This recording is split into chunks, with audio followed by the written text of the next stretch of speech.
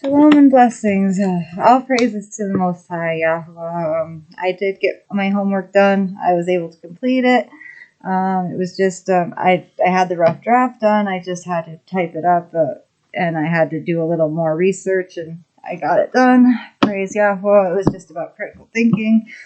I'm going to continue with our lesson here. I didn't think I was going to do another video until like later today, but or maybe tomorrow, but now we're going to continue on with this lesson. Excuse me a minute.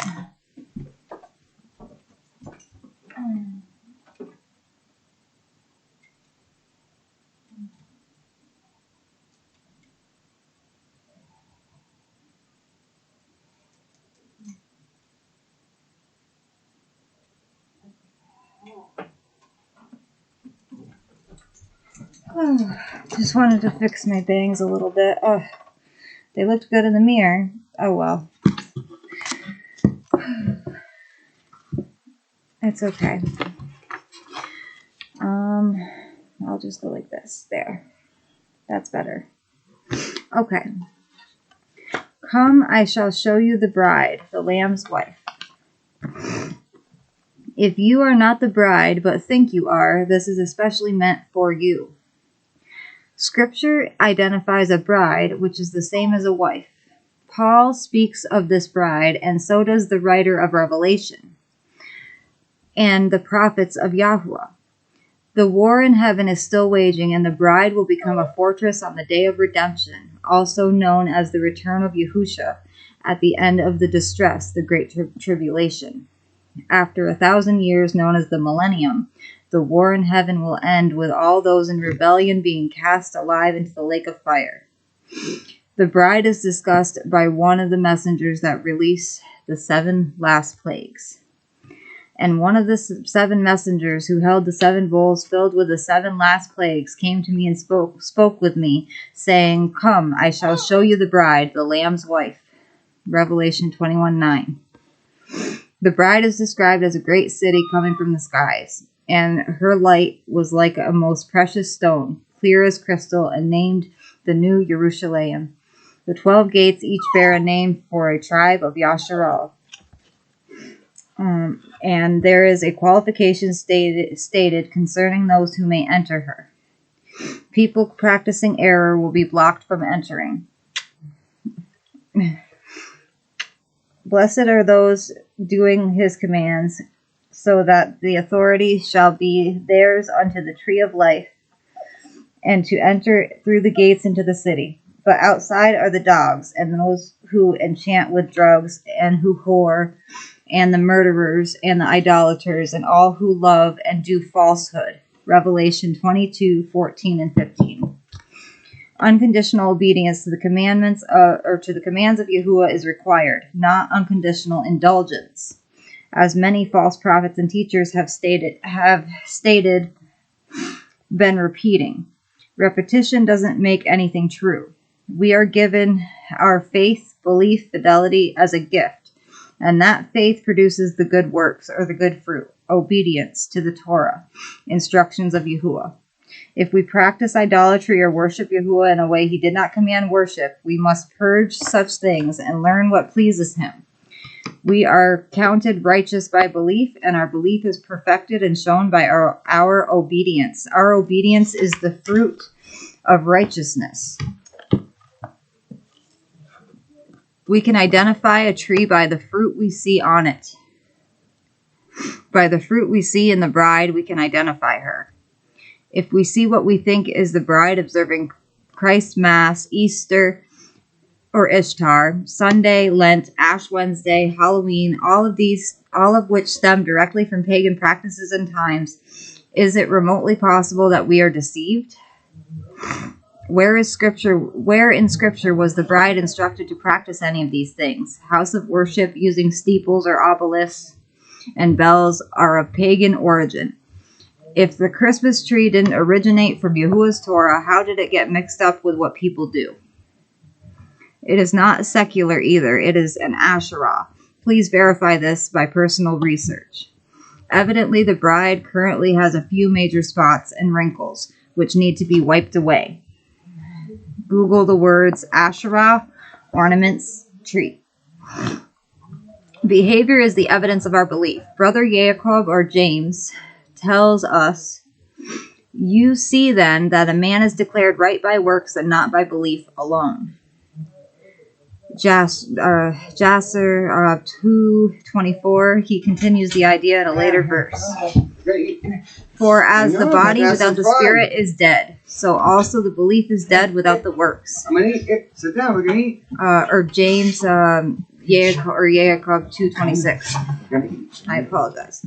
Paul tells us that a person without belief, living solely in a perspective of the flesh, doesn't want anything to do with obeying. For those who live according to the flesh set their minds on the matters of the flesh, but those who live according to the Spirit, the matters of the Spirit. For the mind of the flesh is death, but the mind of the Spirit is life and peace. Because the mind of the flesh is hatred towards Elohim, for it does not subject itself to the Torah of Elohim.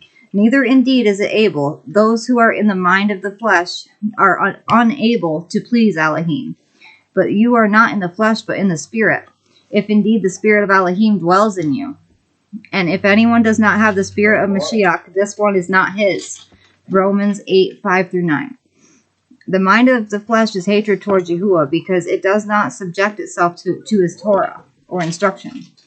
There are plenty of preachers who do not want anyone to submit to the Torah of Yahuwah, and they tell us this again and again to make sure everyone gets on board with the idea, even though it's not right. The bride was hidden as in a field long ago. The field is the world. As a result of disobedience, the bride, YISHARARAL, Yahuwah's wife, was scattered thoroughly among the nations, driven from the land. This was the curse, and it remains in effect. The parable at Matthew 13:44 speaks of a treasure. Lost YISHARARAL, the bride, found by a man, Yahusha, the pursuer of his bride, who bought the field, paid the ultimate price. The bride is now his property, but she remains hidden, like Yusuf in Egypt or Mitzrayim. Yahusha will one day reveal himself to his brothers, to all the sacred tribes of YISHARARAL. The first work of Yahusha involved atonement, but the second work is redemption. He is sent to seek and deliver that which was lost, and will unite the house of Yehuda, the ruling tribe, and the house of YISHARARAL, also called Ephraim, firstborn blessing tribe, into one stick. See Ezekiel 37:15-19. The next section is, the bride will be revealed on the day of redemption. For your maker is your husband, Yahuwah of hosts is his name, and the set-apart one of YISHARARAL is your redeemer. He is called the Elohim of all the earth. Isaiah or Yeshayahu 54:5. Read the context. Yahusha has chosen his bride, but he has not yet taken possession of her. The wedding supper is still ahead of us at a future festival of Sukkot. The more and more you get your calm down. The harvest festival we are to observe for 7 days in the fall. Good job, guys. Leviticus 23, Deuteronomy 16. Notice in the following text the reference to a booth or tents.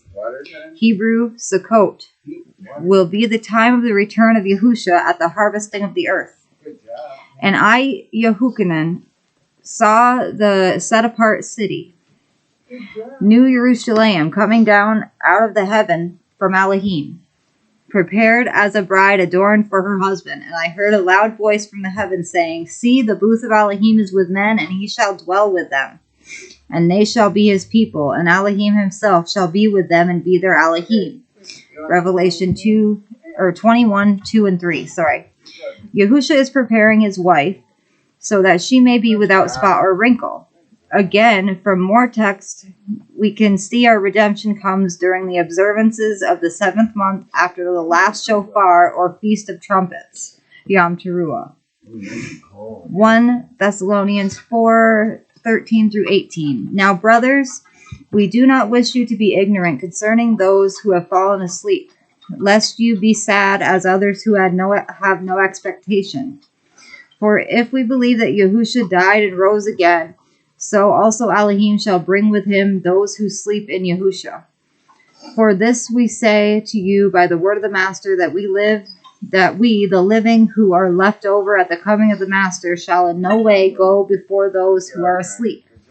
Because the Master himself shall come down from heaven with a shout, with the voice of a chief messenger, and with the shofar of Elohim. And the dead in Mashiach shall rise first. Then we, the living who are left over, shall be caught away together with them in the clouds to meet the Master in the air. And so we shall always be with the Master. So encourage one another with these words. Caught away. In the above text is the same Greek word used at Acts 8:39, harpazo, or harpazo. G726 is the concordance number. To seize.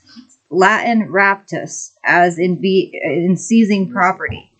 The reapers will take the weeds out first on Yom Kippur one of these years. The wheat will be those left behind. Enabled by the Spirit of Yahusha, Philip transferred to another location instantly, as together we will also at the coming of the Master. Just for the sake of an example, let's pretend the feminist movement never happened and we're thinking like a person who lived long ago. To be Yahusha's property, his bride, we must examine how Scripture identifies those who live within the bonds of the covenant of marriage to him. Every denomination on earth sincerely believes they are the bride of the Mashiach ahead of all others. While Yahusha is away to receive his kingdom and prepare a place for his bride, those who await his return are partly wise and partly foolish.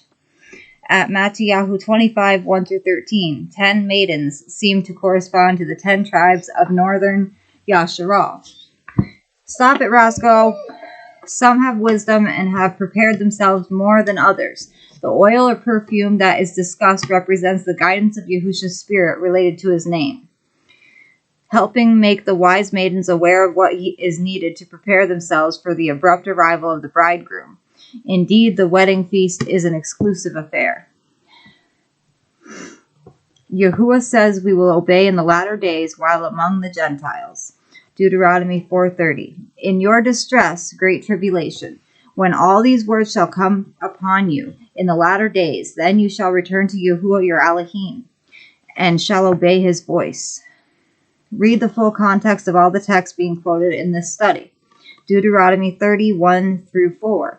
And it shall be, when all these words come upon you, the blessing and the curse which I have set before you, and you shall bring them back to your heart among all the Gentiles, where Yahuwah your Elohim drives you, and shall turn back to Yahuwah your Elohim and obey his voice. According to all that I commanded you today, with all your heart and with all your being, you and your children, then Yahuwah your Elohim shall turn back your captivity, and shall have compassion on you. And he shall turn back and gather you from all the peoples where Yahuwah your Elohim has scattered you. If any of you are driven out to the farthest parts under the heavens, from there Yahuwah your Elohim does gather you. And from there he does take you. Ezekiel 39:28-20 and 29. And they shall know that I am Yahuwah their Elohim, who sent them into exile among the Gentiles, and then gathered them back to their own land, and left none of them behind.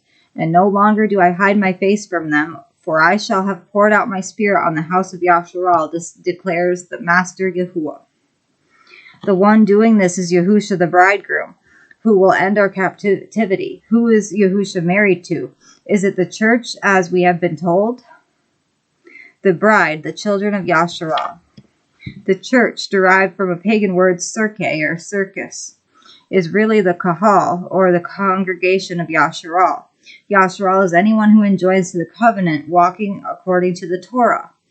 We who teach the covenant are called fishers of men and hunters. Therefore, see, the days are coming, declares Yahuwah, when it is no longer said, Yahuwah lives, who brought up the children of YISHARARAL from the land of Mitzrayim, but Yahuwah lives, who brought up the children of YISHARARAL from the land of the north, and from all the lands where he had driven them, where he scattered us. For I shall bring them back into their land I gave to their fathers. See, I am sending for many fishermen, declares Yahuwah. and they shall fish them. And after I shall send for many hunters, and they shall hunt them from every mountain and every hill, and out of the holes of the rocks.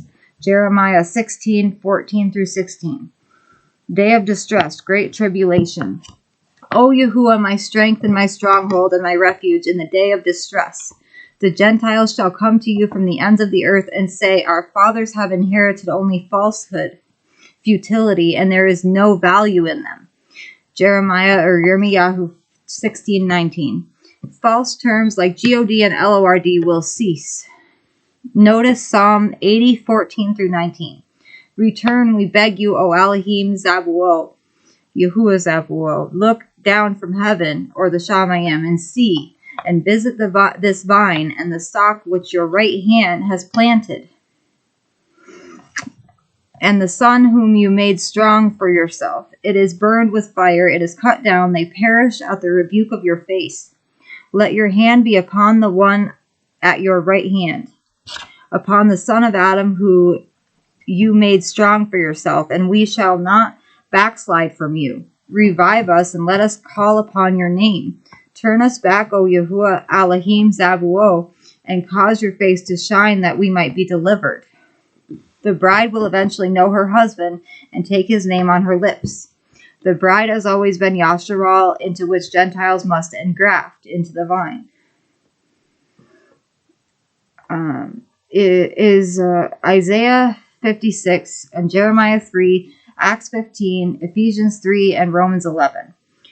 Those who bond with Yahuwah do so through his covenant. Foreigners enter the covenant by immersion in the name of Yahusha, calling upon him for deliverance through his blood offered for sin, and promising to obey him, becoming his bride, taking their place in the commonwealth of YISHARARAL, as Ephesians 2:8-13 discusses. Please read Isaiah 56. The Shabbat is mentioned because it is the sign of the eternal covenant, Exodus 31:17 and Ezekiel 20:20. The mark of Yahuwah, his name and his word, are above all, Psalm 138:2. The next lesson I will teach next time, my next video, will be 3 temples. The bride is described in various ways. Aleph Ta, the revelation of Yahusha's identity. Who is Al Shaddai? Who is Yahusha? Yahuwah is our Redeemer. The name Yahusha says so. What is his name if you know it? And I believe that's probably all I will have time for my next video. I hope everyone has a blessed day. Shalom and bless. Yahuwah bless you all. I love you. Mishpaka.